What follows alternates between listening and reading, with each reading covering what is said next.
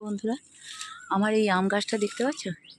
এই আম গাছে প্রচুর আম হয়, এত আম হয় আমরা খেয়ে উঠতে পারি না। সে গরু, ছাগল, মানুষ সবাইকে দিয়েই খাই।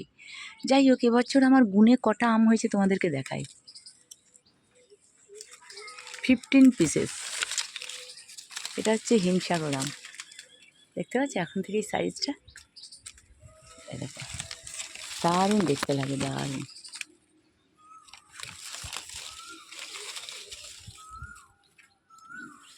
ফিফটিনটা আম হয়েছে সর্বসাকুল্যে। দেখো, তোমাদেরকে দেখাই, গুনে 15টা আম হয়েছে।